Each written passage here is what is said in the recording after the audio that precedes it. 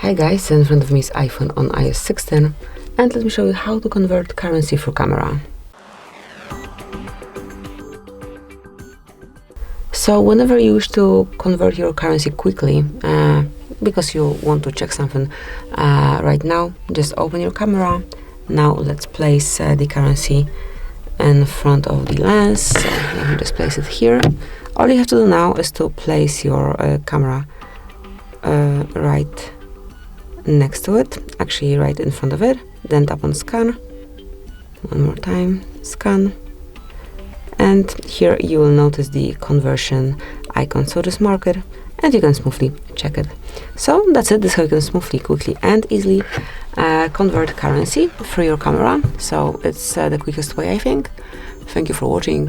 Please subscribe to our channel and leave the thumbs up.